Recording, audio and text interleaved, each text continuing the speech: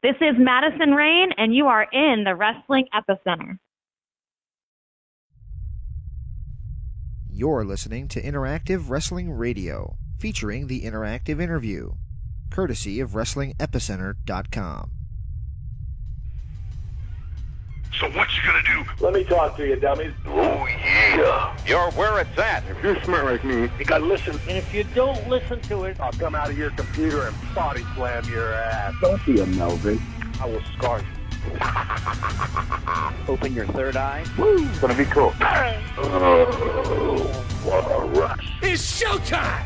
We had a lovely conversation. To the interactive interview.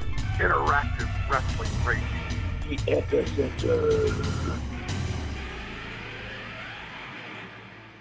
This is Josh Matthews, and you are in the Wrestling Epicenter. When we started this band, all we needed was a laugh. Years gone by, and I'd say we've kicked some ass. A little poetry to start out your show from Motley Crue. This is our 600th episode. So welcome one and all to Wrestling Epicenter. My name is James Walsh, and yes, for the 600th episode, we wanted a big name, and I wanted to get somebody that we've never had on before, at least not for a one-on-one interview, and we got one of the most prolific female performers of the 21st century, multi-time Impact Wrestling Knockouts champion. She's worked for all three major promotions this year. She is the Killer Queen, the Queen Bee, Madison Rain, and she is our guest of the week for episode 600 right here at Wrestling Epicenter. Rain, of course, will be challenging Sumi Sakai in a four-way match, which also features Kelly Klein and Karen Q, for the Ring of Honor Women of Honor Championship this Friday night at Final Battle. That card will also feature other guests that we've had on over the past week or so. Christopher Daniels will be taking on Marty Scurll. If Daniels loses, it could be his final battle here at Ring of Honor. Matt Taven, who was a part of the teleconference, and you can also find on this site, will be taking on former Ring of Honor World Heavyweight Champion Dalton Castle. Jay Lethal will be defending his World Heavyweight Championship against Cody Rhodes. The television title is on the line as Jeff Cobb, the former Matanza Cueto, as he defends against Hangman Adam Page. Ladder war between SCU defending their tag team titles against the Briscoes and the Young Bucks. Lots and lots of great matches planned for this show, not the least of which is the match that could see our guest of the week become the first person to win both the Ring of Honor, Women of Honor title, also having been Impact Wrestling Knockouts champion. Guys, this is episode 600, so that means there's been 599 before this.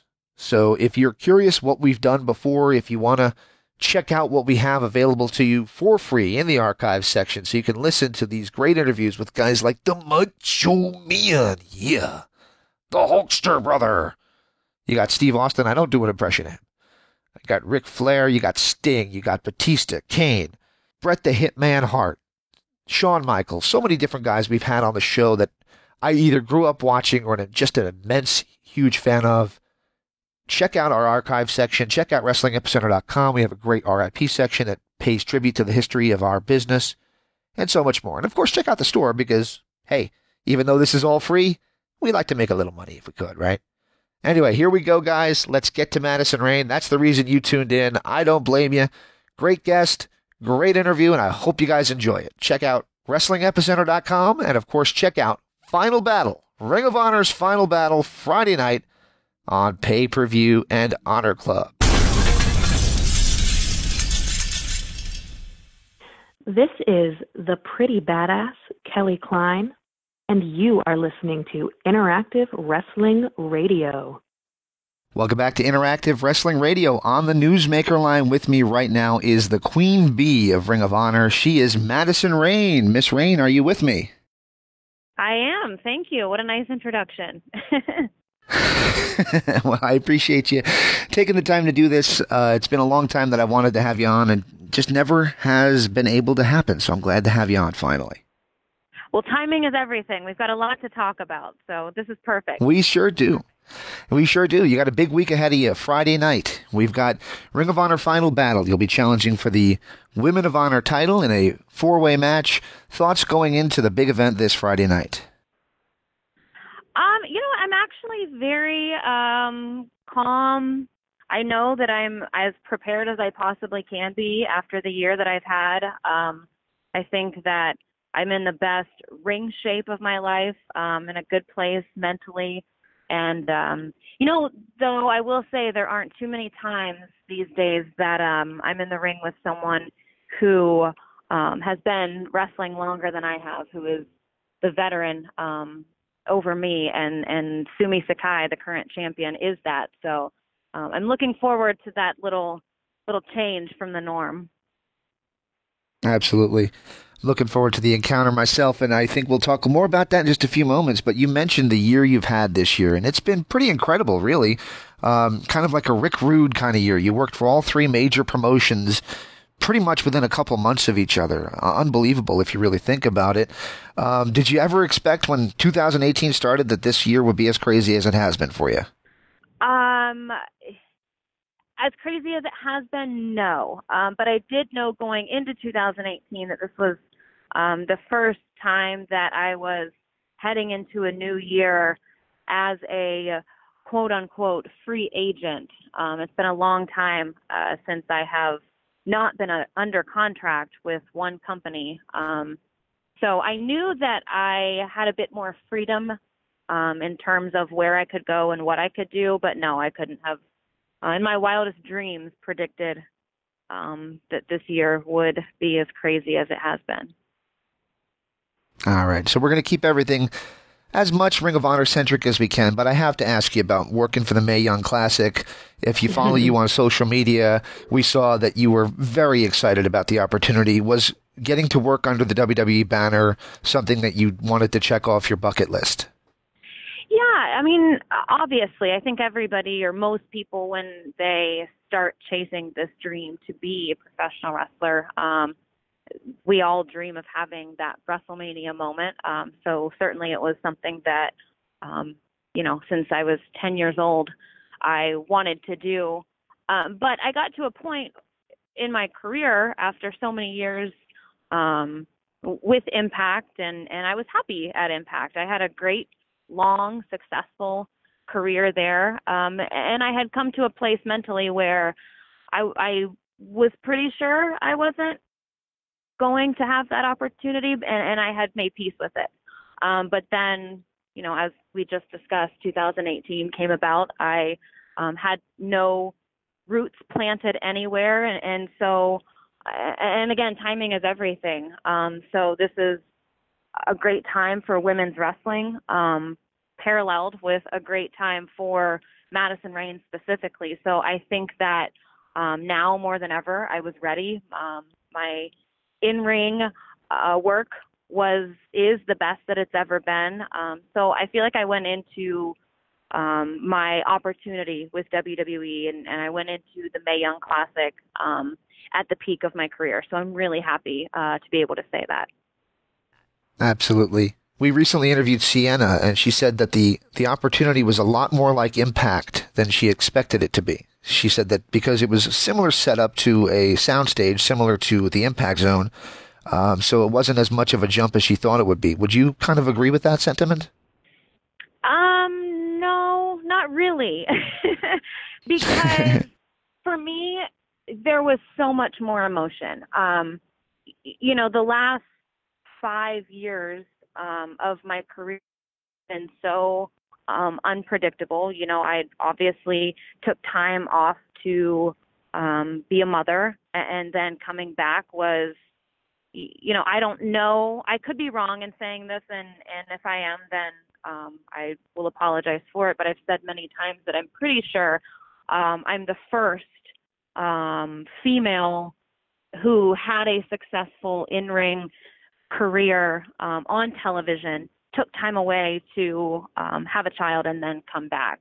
So that was like kind of uncharted waters that I was stepping into and coming back, and I didn't know what that was going to look like. And then fast forward a couple years to, kind of breaking out of that Impact bubble and not knowing what was going to happen. And after 13 years, for me to finally stand in a ring and look at the turnbuckles and see the WWE logo, there was a lot more emotion invested in it for me. So while I guess physically, yeah, the soundstage feel was a bit the same, it felt really big in a different way. And not to take anything away from Impact, I had moments there where it felt like that. Those moments were probably for me going to be my WrestleMania moment, but it was just different.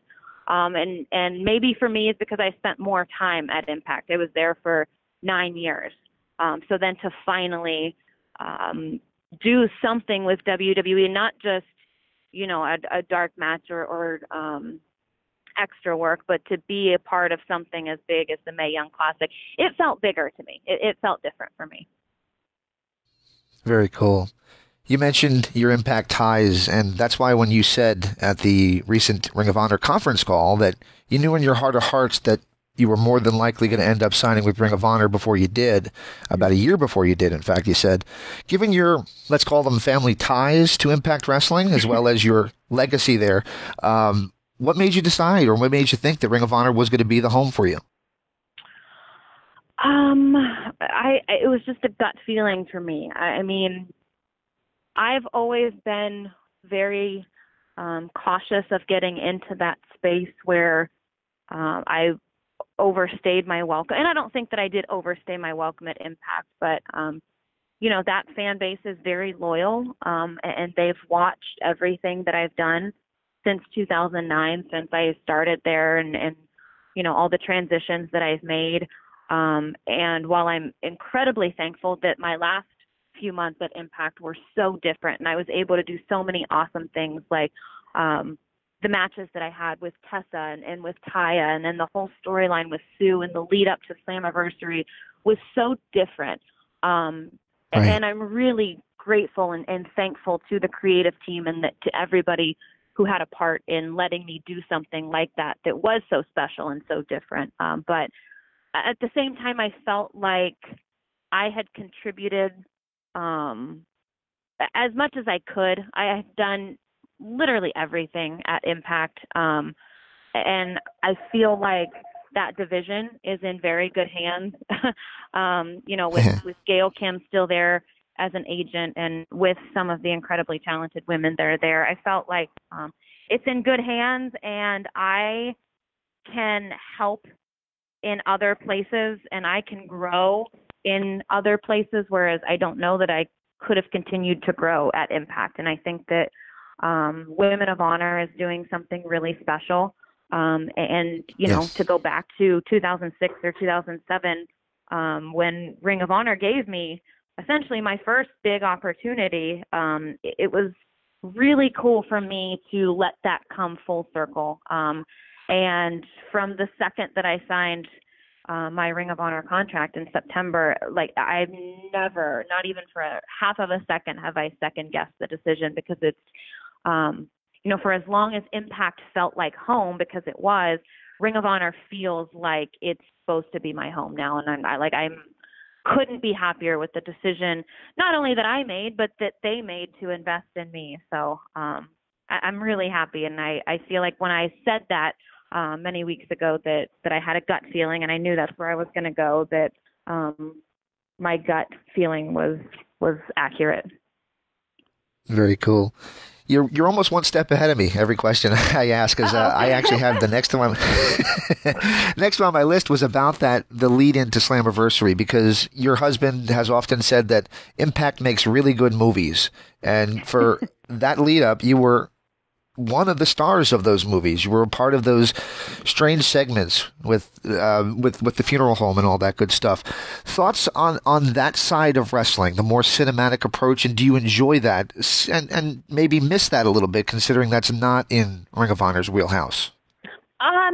Yeah, I do miss it because I love to perform, and I think that anybody who has kind of followed my career knows that I like to be a big character. I was in pageants when I was little. I was in drama club in high school. So, like, being able to be a character and be larger than life is fun for me. And so when I get to do stuff like that within the wrestling world. It's like getting to fulfill two dreams in one, because there was a long period of time that I wanted to be an actress before I got into wrestling. So I do miss it, but I don't feel like, I don't feel like Ring of Honor has completely, shied away from that. I just think that, especially with Women of Honor being so new, we all need to establish who we are there, and we need to let the fans see us as characters or as people, as entertainers.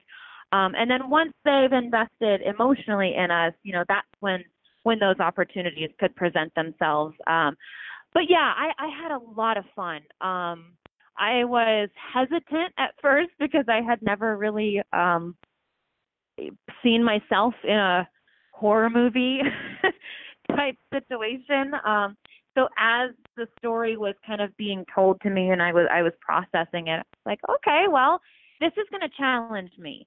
And 13 years into my career, for things to still challenge me, that's what makes it still exciting for me, and that's what makes me keep going is to be able to find things like that do challenge me. And I think that Sue is incredibly talented. I think, to my point that I just made with the Knockouts division being in good hands, she is one of those incredibly talented characters, and she's just got this incredible mind, and so she contributed to a lot of what we did in that lead up. And so I'm happy that I was able to do that. I'm happy that the creative team gave us the freedom to do something so outside the box. And while it's not common, for male or female, for anybody in the wrestling world to act out a horror movie scene, it's even less common for the women to be able to do something really cool like that. So yeah, I'm really thankful and really happy. And if I never step foot inside an Impact ring again from now until the time that I finally retire, I think that was a really, really great last story to tell, to go out on. Very cool. We've talked a little bit about it. It's kind of termed the Women's Revolution, the WWE doing the Mae Young Classic, Ring of Honor, which you were part of, the Ring of Honor, Women of Honor title tournament, and now obviously challenging for the title. Women's wrestling is at its zenith. It's hotter than it's ever been before. A lot of people that were around the Knockouts division when you came in, they all kind of say the same thing, that you guys really started that ball rolling. Do you feel that's the case? Oh, man, I I understand the question, but I really dislike this question, and here's why. Because okay.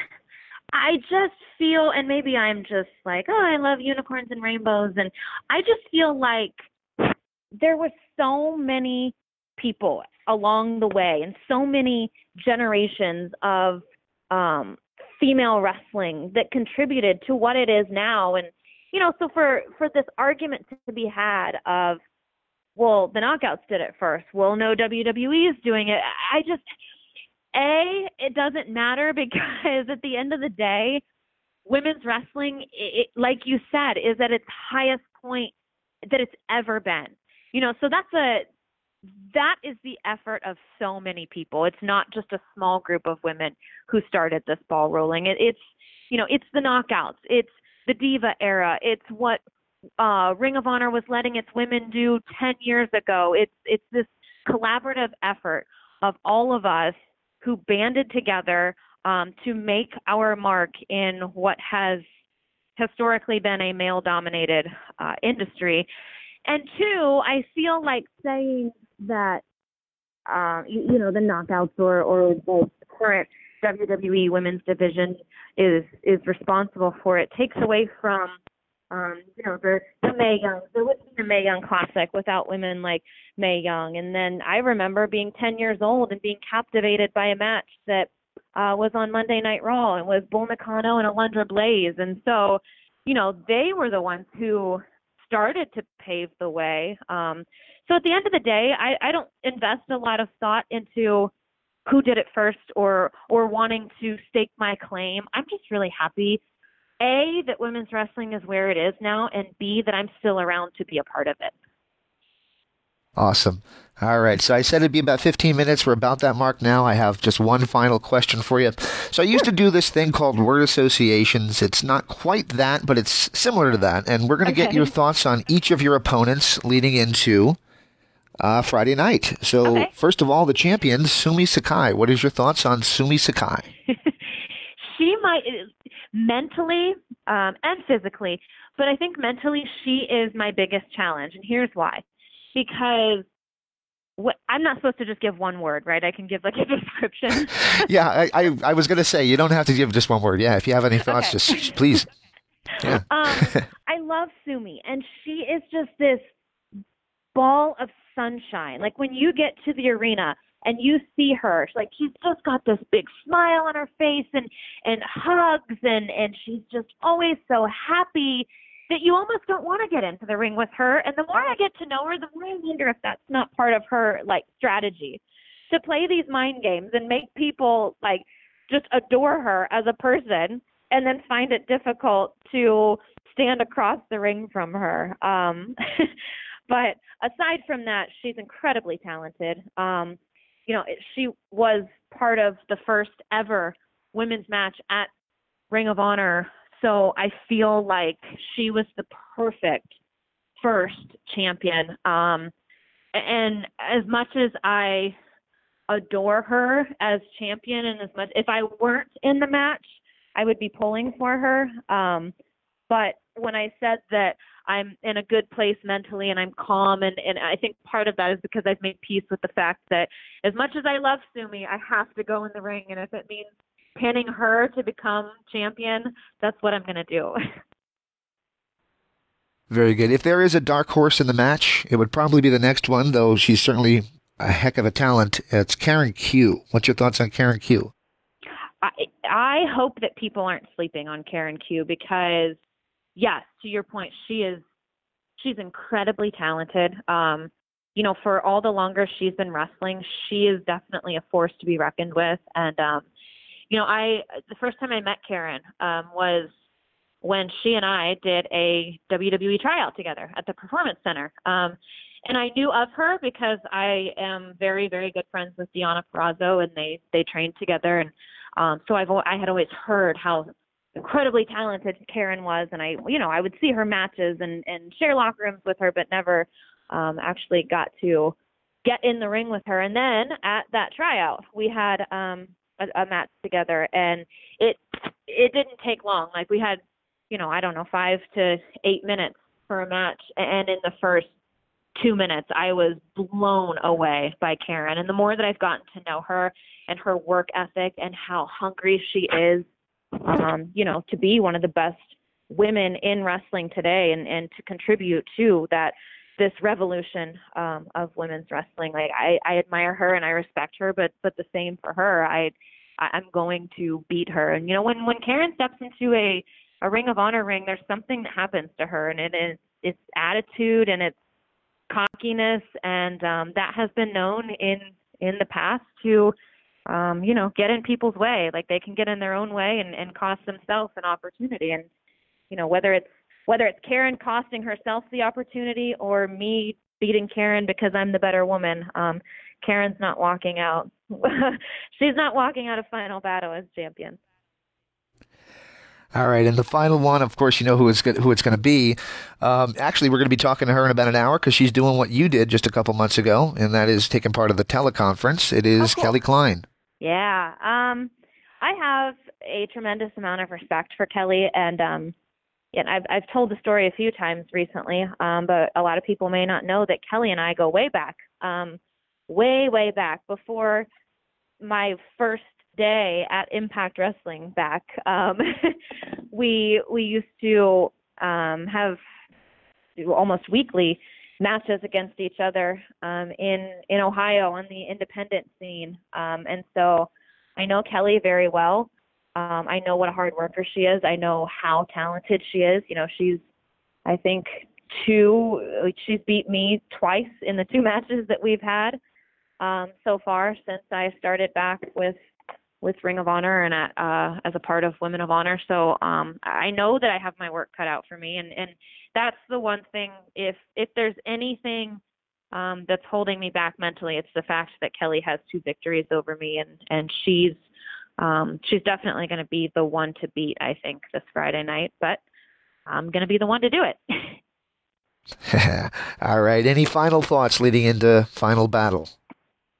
Just, I hope that everybody who has followed along, not only with my career, but specifically this last year and come along on the journey with me and gone everywhere with me that I've gone, tunes in Friday night, because this is going to be the best way to close out this incredible chapter of my career. So I'm hopeful that everyone tunes in or shows up to be part of it with me. Can't wait to see you become the first former Knockouts champion to become the first Women of Honor champion. That would be first to hold both belts, I should say. Easy for me to say. That sounds good. I like that. All right. Final favor from you. Do you mind if I ask for a station ID? Sure. Just saying, this is Madison Rayne, and you're in the Wrestling Epicenter. Okay. Ready? Yep. Want me to do the Wayne's World countdown thing? All right. We'll do that in 5, 4, 3, 2. This is Madison Rayne, and you are in the Wrestling Epicenter.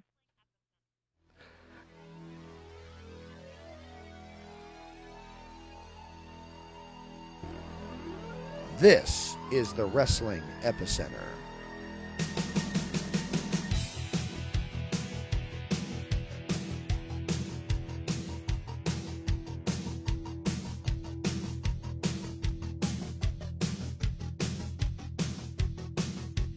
For over 15 years, we've brought you the top names in professional wrestling for exclusive interviews. Everybody you see here has been interviewed by our site. But we're more than just interviews. So be sure and check out WrestlingEpicenter.com for news, results, information, and of course our store. WrestlingEpicenter.com, your #1 source for wrestling information.